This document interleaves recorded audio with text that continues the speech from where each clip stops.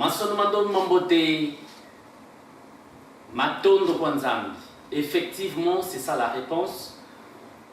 Encore une fois de plus, je vous souhaite les bienvenus au programme de Mandombe University. Comme toujours, nous le savons que Mandombe University, c'est un véhicule de transmission des connaissances du Mandombe. Mais ce n'est pas n'importe quel Mandombe. C'est le Mandombe que Papa Wabeladio m'a confié pour systématiser, organiser cette connaissance comme une connaissance scientifique. Et c'est pendant 23 ans que j'ai fait ce travail.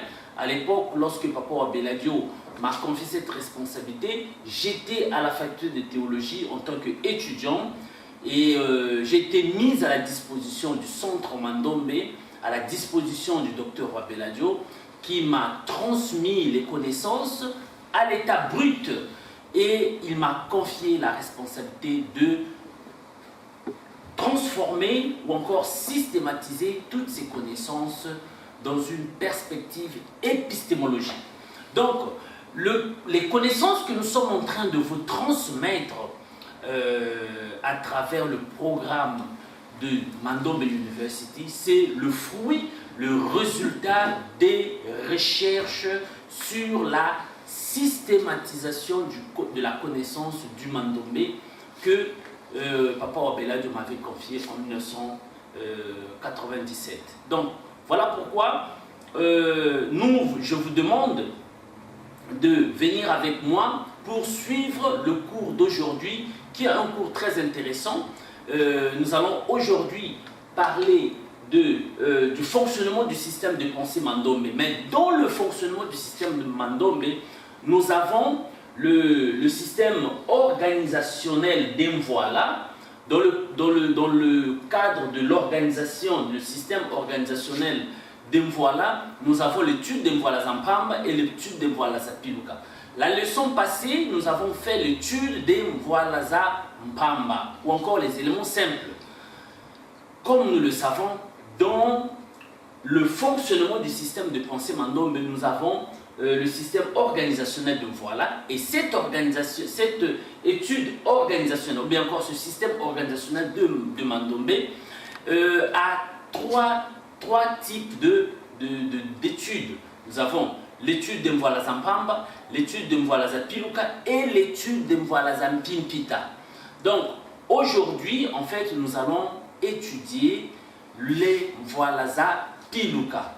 La leçon passée, nous avons étudié les Mvoala Zampamba. Donc, aujourd'hui, nous allons étudier les Mvoala Zapiluka. Alors, nous allons d'abord chercher à savoir c'est quoi un Mvoala Piluka, ou encore un élément composé. Un Mvoala Piluka, ou bien encore un élément composé, c'est quoi? Les leçons précédentes, nous avons étudié la structure de base du mur de briques, qui est la structure de base du Mandombe, c'est le mur de briques. Et sur la base du mur de briques, nous avons le théorème du Mandombe qui a été révélé par Papa Wabeladio lorsqu'il a compris que les lignes horizontales, verticales formées par la superposition des briques n'est qu'une combinaison de deux éléments géométriques qui se ressemblent aux chiffres 5 et 2. Et en fonction de ces deux éléments, Papa Simon Kimbangu a dit à Wabeladio, dans le rêve, que avec les deux éléments, le noir fera tout ce dont il a besoin de l'activité matérielle. Et pendant 17 ans, le docteur Wabeladio, il a conçu un système de pensée. Et dans ce système de pensée, la base, c'est le mur de briques. Et dans le mur de briques, on a soustrait deux éléments géométriques qui est le 5 et le 2. Je vous ai apporté ici des éléments, des figures didactiques qui peuvent nous aider à comprendre le phénomène en question. Ici, nous avons le Papundongo. Vous êtes en train de voir le Papundongo, alors que moi, de mon côté, je suis en train de voir le Pelekete. Donc, ça, c'est le Papundongo. Donc, et j'ai apporté ici 2 Pakundungu qui nous permettront de faire nos études, en fait, nous permettront de faire nos études d'aujourd'hui. Donc, nous avons 2 Pakundungu ici. Alors, la démonstration que Papa Abelado a pu faire, c'est que nous avons le Pakundungu et le Pelekete. Donc, ce sont ces 2 éléments qui ont été découverts sur le mur de briques, le Pakundungu et le Pelekete. Donc, le Pakundungu et le Pelekete, nous avons dans le Pakundungu ou bien dans le Pelekete ce que nous appelons le Singini ou encore le point de départ. Le point de départ, nous pouvons considérer cet élément externe comme étant le point de départ, donc notre Singini qui est ici. Donc, en fonction de ces Singini, nous avons dit que ça, ce sont des Mvwala-Zampamba. Les 2, ce sont des Mvwala-Zampamba. Et donc, ces 2 Mvwala-Zampamba, ils représentent catégorisés dans des familles. Il y a des familles, il y a 2 familles, la famille Pakundungu et la famille Pelekete. Donc, dans chaque famille, nous avons la position, 2 positions, la position Ngenge et la position Ngang. Donc ici, par exemple, nous avons le Pakundungu de la position Ngenge par rapport à son Singini. Donc ça, c'est Paku. Et lorsque nous effectuons le mouvement de rotation, le point de départ devient, il se retrouve en bas. Donc à ce moment-là, nous avons le Ndungu. Et le Ndungu en question, il fait partie toujours de la famille Pakundungu, mais la position Ngang fait partie de la position Ngang. Alors, en dehors des 2 positions de la famille Pakundungu, nous allons partir dans la famille Pelekete. Dans la famille Pelekete. Vous voyez que c'est le même élément que je suis en train de roter. Je n'ai pas changé d'élément. Là, nous sommes maintenant dans la famille Pelekete. Et dans la famille Pelekete, nous avons le Pélé qui a un point de départ d'en haut, qui détermine la position de Sona. Et après, nous allons effectuer le mouvement de rotation. La position change. Donc, nous avons le point de départ d'en bas. Maintenant, nous avons le point de départ d'en bas. Et ce point de départ d'en bas détermine la position Konzo. Donc, voilà en fait la récapitulation que nous pouvons faire de la structure d'études du Mvwala-Zampamba que nous avons effectué la semaine, le cours antérieur. Donc là maintenant, nous allons faire l'étude du Mvwala-Piluka. En fait, c'est quoi un Mvwala-Piluka? Le Mvwala-Piluka, ou bien encore l'élément composé, c'est un Mvwala-Mpamba. C'est un Mvwala-Mpamba auquel on a ajouté le 6e côté. Comme le savons, le Mvwala-Mpamba a 5 côtés. Le Mvwala-Mpamba a 5 côtés. Donc nous avons le premier côté, 2, 3, 4 et le 5e côté. Donc 1, 2, 3, 4 et le 5e côté. Maintenant, le Mvwala-Piluka n'est autre chose que le Mvwala-Mpamba auquel on ajoute le 6e côté. Donc regardez comment est-ce que nous allons ajouter le 6e côté. Le 6e côté, nous l'appelons Yikamu. Voilà, le 6e côté est là. C'est un élément artificiel qui est en dehors de la structure du Mvwala-Mpamba. Donc on va prendre notre Mvwala-Mpamba et on va connecter notre Mvwala-Mpamba. On va ajouter le Mvwala-Mpamba et voilà, nous avons maintenant ça, cet élément s'appelle le Yikamu.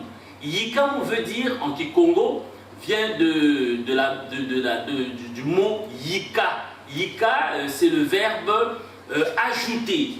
Donc là, nous avons 5 côtés et nous allons prendre le 6e côté, on va l'ajouter aux 5 côtés pour nous donner 6 côtés. Donc voilà, maintenant nous avons un Mvwala-Mpamba auquel on a ajouté le 6e côté et ça nous donne le yikamu. Ça nous donne le voilà piluka parce qu'on a ajouté un 6e côté que nous appelons le yikamu. Donc voilà, mais la logique est la même. Donc nous avons ici le point de départ, c'est la position Kenge.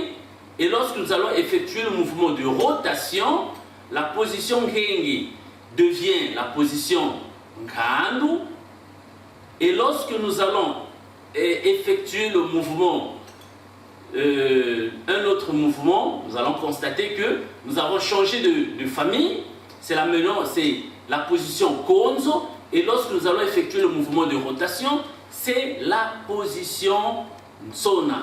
Donc, vous voyez un peu que c'est la même pièce, mais qui est en train d'effectuer les mouvements de rotation. Alors, nous allons partir dans la représentation de notre structure. Voilà un peu ici comment est organisée notre structure. Voilà, nous avons la famille Pakundungu et la famille Pelekete. Et dans la famille Pakundungu, nous avons la position Kenge, la position Ngandu. Et dans la position Kenge, nous avons notre élément, nous avons le Sigini, le point de départ, et nous allons voir combien de côtés nous avons. Nous avons le premier côté, le deuxième, le troisième, le quatrième, le cinquième et le 6e côté en vert. Donc le 6e côté en vert, c'est le yikamu. Le yikamu dont je vous ai parlé, quelque chose qui est externe qu'on a ajouté. Donc le 6e côté est un côté artificiel. Et nous avons la famille Pakundungu. Dans la famille Pakundungu, ici, le Mvoala qui a la position Kenge, il s'appelle Paku Piluka. Donc son nom c'est Paku Piluka. Et ici, sa rotation c'est Ndungu Piluka. De l'autre côté de la famille, nous avons la position Nsona, nous avons Pele Piluka, et la position Konzo, nous avons Kete Piluka. Donc voilà un peu comment est organisé synthétiquement le Mvoala Piluka, bien encore les éléments composés. Donc nous sommes déjà partis du simple au composé. Donc nous sommes à l'étape des composés. Alors nous allons voir un autre élément rapidement. Nous avons le Singini d'en haut, le Singini d'en bas et le 6e côté qui est ici. Un aspect très important, une observation très importante que nous allons donner. Le Mvoala Mpamba a une entrée, donc le Nkotolo, et il a aussi une sortie, donc le Ntumpa. Mais par contre, le Mvoala Piluka n'a que d'entrée. Il n'y a que l'entrée et il n'y a pas de sortie. La sortie devait être ici, mais elle est bloquée. Donc, nous n'avons pas de sortie dans le Mvoala Piluka. Donc, il n'y a pas de Ntumpa, il n'y a que le Nkotolo. Donc, voilà un peu l'aspect important que je voulais signifier. Alors, ici, nous sommes dans la famille Pelekete. Voilà le yikamu en vert. Le yikamu qui se situe, qui représente le 6e côté. Enfin, nous sommes arrivés au point où nous devions étudier les caractéristiques du Mvoala Piluka, des Mvoala Piluka.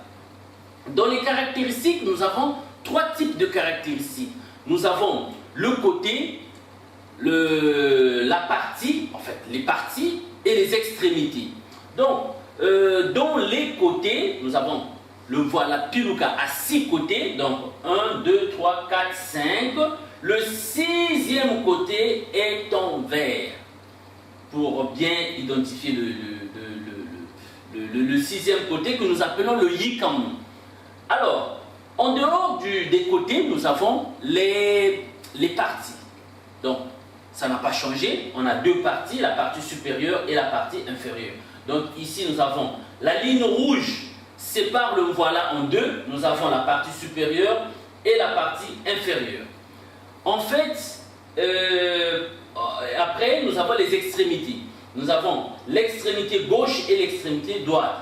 Donc de part et d'autre, dans les deux, voilà, c'est la même chose, l'extrémité gauche et l'extrémité droite. Donc, en fonction de cette réalité, dans la famille Pelekete aussi, c'est la même chose. C'est la même chose parce que ici, nous avons les 6 côtés, 1, 2, 3, 4, 5. Le 6e côté, c'est le côté qui est en vert, qui est le Yikam. Et en dehors des côtés, nous avons les parties. Les parties, il y a la partie supérieure et la partie inférieure. La ligne rouge détermine la division du voilà. Donc là, nous avons la partie supérieure et la partie inférieure. En plus de ça, nous avons les extrémités. Nous avons l'extrémité gauche et l'extrémité droite. C'est la même réalité.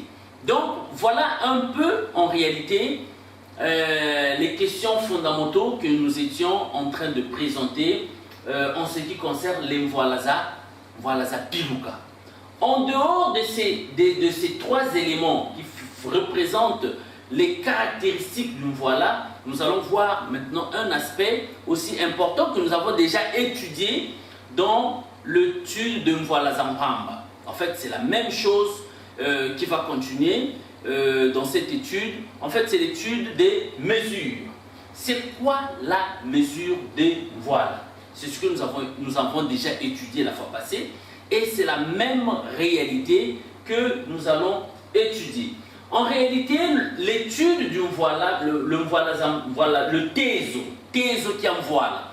Tezo Kiamwala, en fait, c'est la mesure du Mwala. La mesure du Mwala, c'est l'étude géométrique de la figure du Mwala par rapport à son unité de mesure du Mwala, par rapport à l'unité de mesure du Mwala.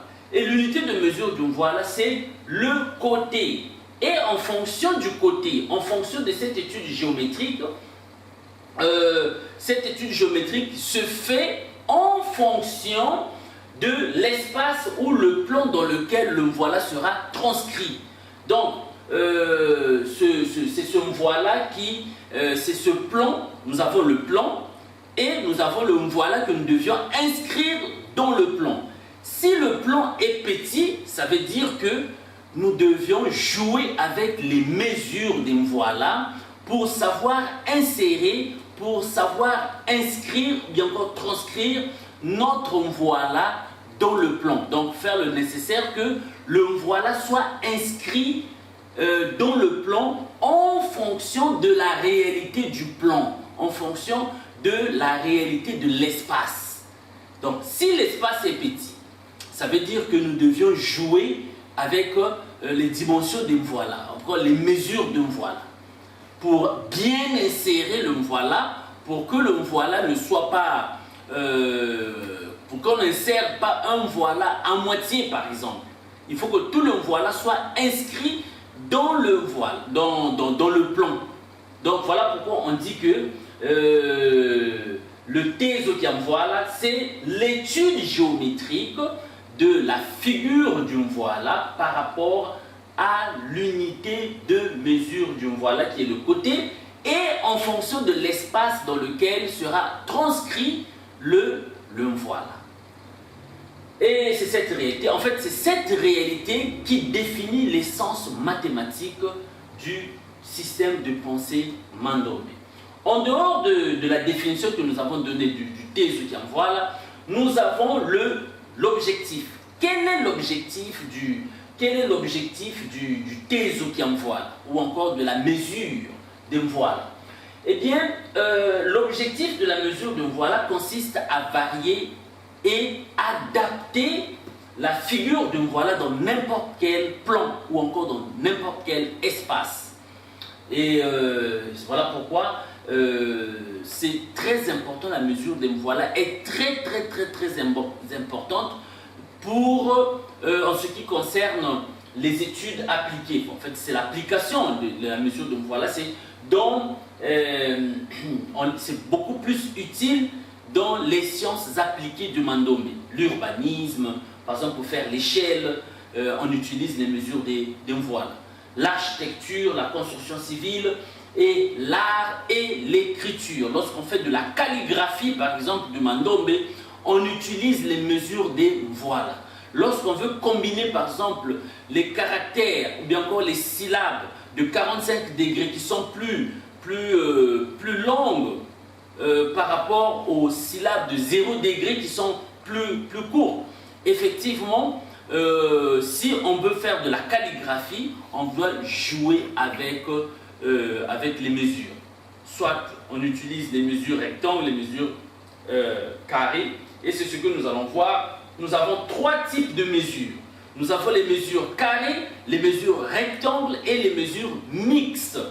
C'est quoi en fait la mesure carrée? En fait, la mesure carrée est l'état géométrique d'une voile dans lequel tous les côtés verticaux ou encore horizontaux ont la même dimension. Par exemple, ici, nous avons un voile et ce voile est un voile de la mesure carrée parce que ce côté est égal à ce côté est égal à ce côté et ainsi de suite.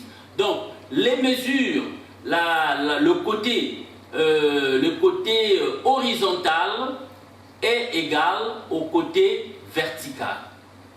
Et la partie supérieure, lorsqu'on essaie un peu de voir la figure que la partie supérieure nous présente, c'est un carré. Nous présente un carré et c'est ça qui fait de telle sorte qu'on a attribué le nom de la mesure carrée, parce que lorsque on représente la partie supérieure, on met un côté abstrait, on aura effectivement un carré inachevé. Inachevé parce qu'il manquera un côté.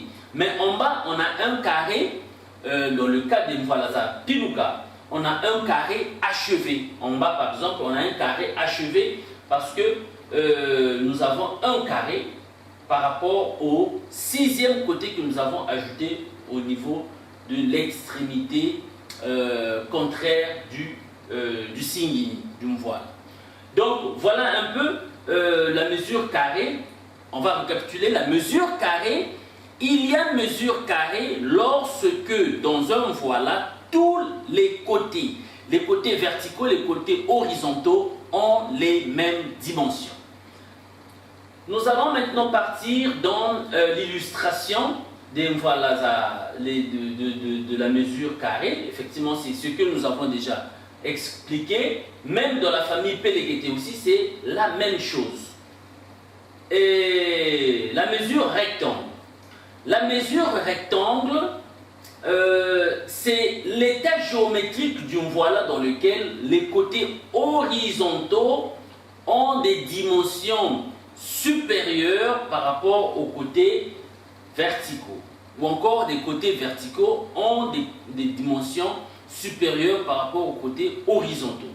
Vice versa, ça dépend. Et c'est ça qui a donné l'origine à deux types de mesures rectangles. Nous avons les mesures rectangles horizontaux, mesures rectangles horizontales et les mesures rectangles verticales. Les mesures rectangles horizontales, c'est en fait une figure géométrique du mandombe, un voile, qui a dans lequel le côté horizontal est supérieur au côté vertical. Ça, c'est un voile, c'est la mesure rectangle horizontale. Et après, nous avons la mesure rectangle verticale. C'est lorsque le voile, les côtés d'une voile, les côtés verticales d'une voile sont supérieurs, ont des dimensions supérieures par rapport au côté horizontal. Alors, nous allons voir cette illustration. Ici, nous avons un voile Pamba, un voile Piluka, pardon. Nous avons ici un voile Piluka qui a la mesure rectangle horizontal. Rectangle horizontal parce que nous regardons ici cette mesure, ce côté horizontal, les dimensions de ce côté horizontal sont supérieures par rapport au côté vertical. Et là-bas aussi c'est la même chose. Et la partie supérieure nous donne un rectangle, la partie inférieure aussi nous donne un rectangle.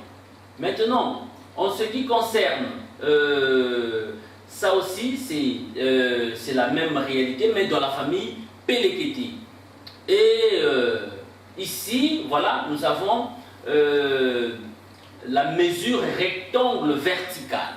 Nous allons constater que le côté vertical, les dimensions du côté vertical sont supérieures par rapport aux dimensions du côté horizontal. D'où nous avons une mesure rectangle verticale. Et nous avons aussi à l'intérieur, la partie supérieure, un rectangle vertical supérieur et en bas, nous avons un rectangle vertical inférieur. Donc, voilà un peu la réalité. Ici, nous sommes dans la famille Papounou, dans la famille Pelekete aussi, c'est la même chose. Seulement un aspect que nous allons ajouter, c'est la réalité des mesures mixtes. Les mesures mixtes, c'est lorsque dans une figure d'une voile, nous retrouvons dans la partie supérieure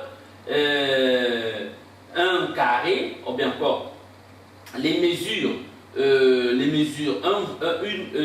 carrées, et en bas, nous retrouvons les mesures rectangles.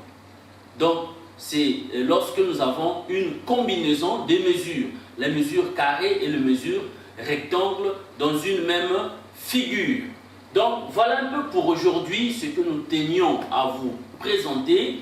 Nous terminons notre cours par cette démonstration telle que nous vous l'avons dit. Nous sommes arrivés au niveau des Mvwalaza Piluka.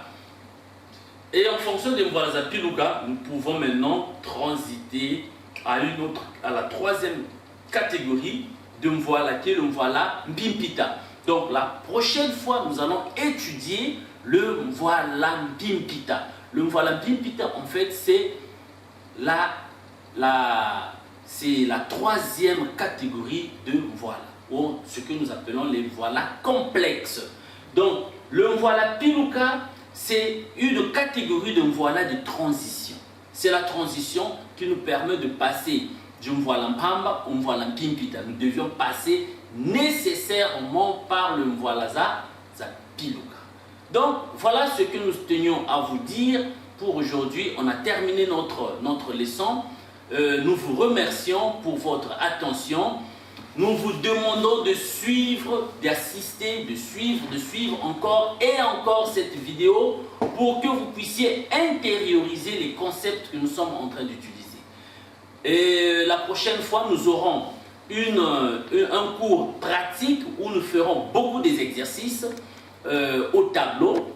Et n'oubliez pas d'acheter votre cahier avec des carreaux qui vous permettront de bien étudier ou faire la différence des mesures. Voilà pour aujourd'hui, on a terminé notre session. Merci beaucoup et à la prochaine.